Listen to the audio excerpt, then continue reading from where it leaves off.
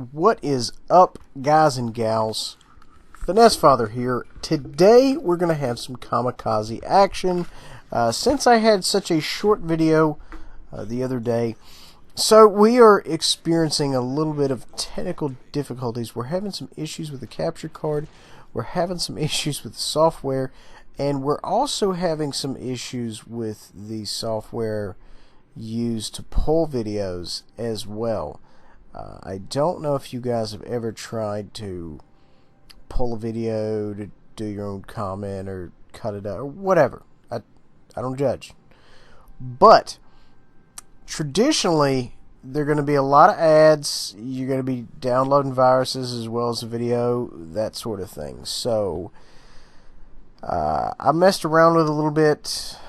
The one that I use is down. So anyway, long story short, I shan't be doing any videos, any guest commentary, not guest commentary, that's not the right words, featured commentary, yeah, that's kind of more like it. But anyway, because I told JarHead tonight we're going to feature a Scharnhorst. I don't think I have any of those videos. I was very excited, and then I couldn't pull the video. So, anyway, at any rate, we are going to get this situated at some point. Until then, we're going to just kind of, do what we do, which is make it happen. Now, speaking of making it happen, the Tier 4 ranked is coming up. I hope a lot of folks are very, very excited about that. I know I'm excited, and I know what I'm going to be running. This bad boy right here, with its amazing reload, amazing torp speed, and excellent concealment. But, like I said, I figured since I had such a truncated video yesterday, I would go ahead and show you this, since once again, the one that I really wanted to show you kind of died on me. I have no idea why. I don't know. But anyway, we're going to get it fixed, maybe, hopefully, someday. It'll happen. I have a little torp action going on here. Pulling some really good numbers just right off the gate.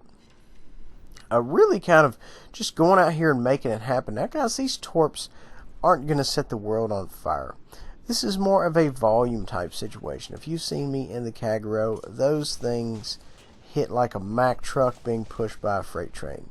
Very, very tough, strong torps. This, however, it's a Tier 4. You know, you hit somebody in the armor belt, you're going to do 10K. You end up hitting a cruiser. If you're lucky enough for another DD, you're going to do probably 14-ish. It's going to be enough to really ruin their game, if they have a rest of the game. Now, once again, though, focusing back on cruisers, as I've said, guys, and even with this, it's still very subjective. And I've said time and time again, it is extremely difficult to connect with cruisers reliably. And if someone out there does know how to reliably connect with cruisers with torpedoes, by all means, let me know, because I am dying to know.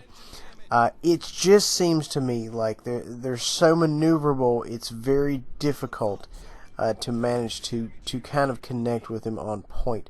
A lot of times what I'll do is I'll throw one on course, and then normally I'll do the width. For example, battleships. If I know they're going maximum speed, and there's no easy way for me to tell you that. You just kind of have to know about how far on the scope is all ahead full. If they're going all ahead full, I'll throw one on course and I'll throw one behind. Typically, if I have a 2-launch ship. Now, with a 3-launch ship, I would normally throw one on par, one behind, and then one behind that one. But in the case of, say, for example, cruisers. Now, cruisers are kind of night and day. If you throw them up on the scope there, on the torpedo scope, and you see, like, let's say they're on the left side of your screen, and you throw the scope up, and the scope says complete opposite right side of the screen, yeah, they're going all ahead full. And cruisers typically go all ahead full, unless they are posted up behind islands. So typically what I'll do is I'll throw one on par, and then I'll skip one width of the torpedo reticle. I'll fire there, and then I'll skip another one, and I'll fire there. And that kind of tends to get me decent hit percentages as far as cruisers go. Now, granted, of course, if you torp blind corner and they come barreling around the corner, it definitely does not hurt your situation. But it is not preferable to kind of, you see a lot of cruisers, you're like, what are we going to do here? But, it can definitely be done. It's just not easy. But then again, a challenge is also a good thing. So, moving on here, team has really gotten the tobacco juice kicked out of it. It really, really has. Not a whole lot going on here for the good guys. Just a few of us left here. I'm kind of pushing up to this gentleman right here. And it's kind of me wanting to protect him / use him as bait. That was my old standby in World of Tanks.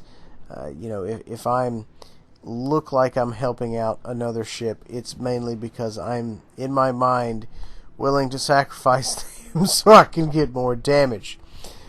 Which, as a good player, you should probably try to do as well.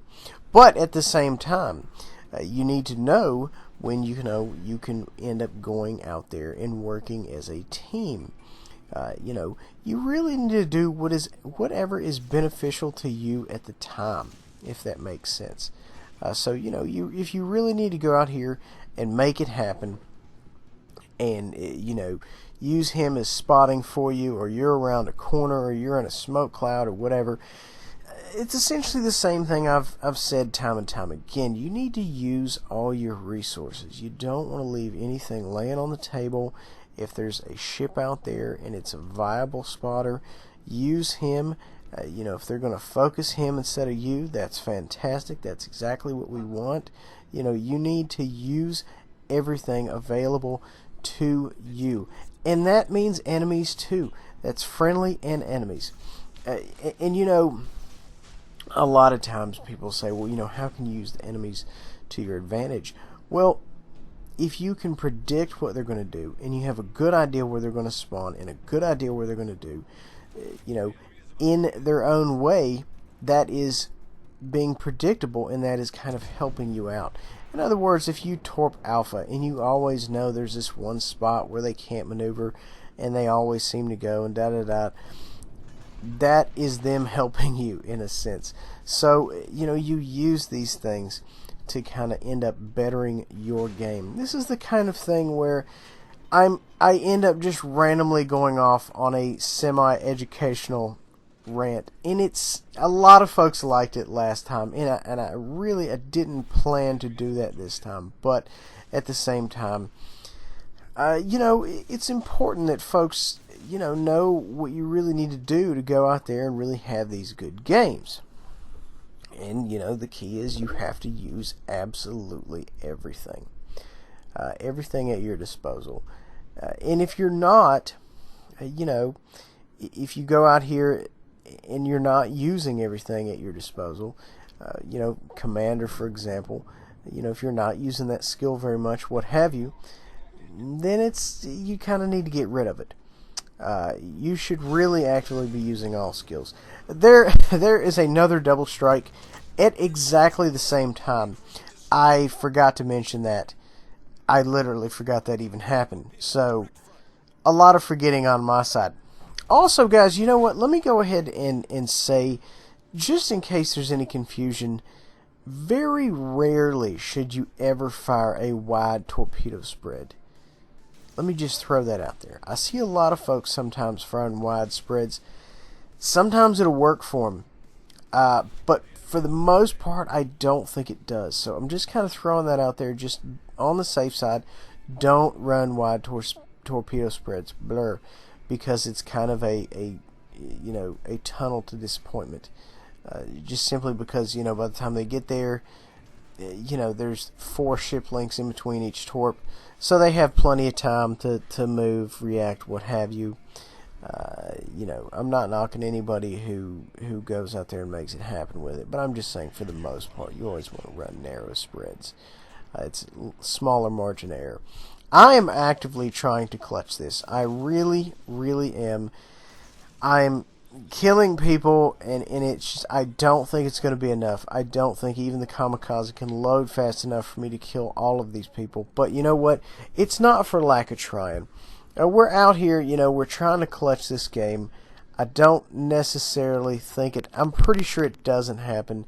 I know the game only took place yesterday, but that was so long ago. This gentleman right here, he is extremely aware I am over here, and he does not want any part of my situation. And you know what, I don't blame him. I would not be about that life if I was in a battleship either. But that being said, the DD honestly probably needs to come out of hiding and come over here and get involved in this life. But you know, if your main spotter is just not, you know, not happening. Now, guys, I'm going to interrupt myself here. The reason I threw that last one completely on target is because I had a feeling that he would kill the engines at the last minute. Now, granted, of course, he was very, very close to being completely in cover. And, you know, I don't necessarily think he would have done it per se. That's why I threw 2 out of 3 forward on course. But I figured, you know what the heck. And very rarely will you ever see me stack all 3 together. That's a very rare thing. And you know, with the 2 launchers, you have a tiny bit of flexibility, but not a whole lot. We're going to try to throw here at this gentleman. It's not looking good. He's decorating me. Everything is shattered. And then the game is over. So at least they didn't kill me. It was most certainly going to happen. Or was it? 74,673 damage.